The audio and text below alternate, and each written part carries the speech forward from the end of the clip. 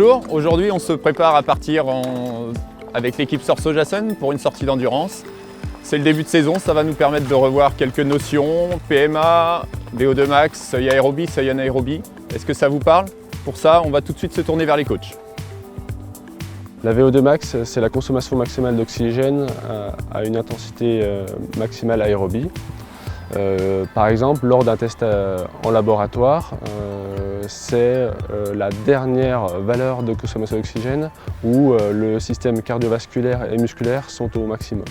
Pourquoi c'est important de connaître sa VO2 max? Il est nécessaire de la connaître pour connaître sa capacité maximale d'intensité et pouvoir étager toutes les allures d'entraînement pour se perfectionner sur le terrain.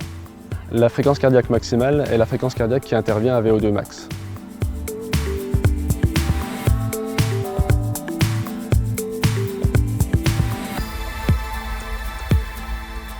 La PMA, c'est la puissance maximale aérobie. C'est quelque part un synonyme de la VO2 max, mais pour le cycliste. La PMA, c'est la puissance qu'il développe à VO2 max. La VO2 max, c'est une consommation d'oxygène. La PMA, c'est une puissance réalisée à cette consommation d'oxygène. Quelquefois, on entend parler de la notion de VMA, vitesse maximale aérobie. C'est exactement la même notion que PMA, mais en vélo, l'utilisation de la vitesse est limitée car elle est directement liée à la topographie et aux conditions climatiques de la pratique. Un cycliste qui pratique en Bretagne ne va pas avoir la même vitesse qu'un cycliste qui pratique dans les montagnes.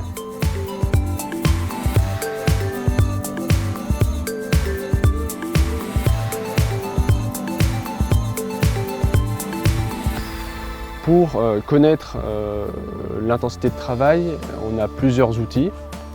Le premier outil, c'est la perception.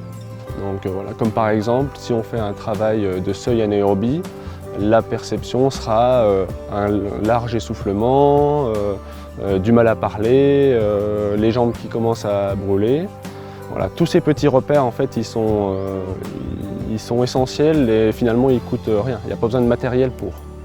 Un autre outil, le cardiofréquencemètre, l'intérêt est de voir en temps réel sa fréquence cardiaque lors des exercices ou de vos séances et donc de mesurer par des chiffres votre degré, votre fraction de PMA utilisée.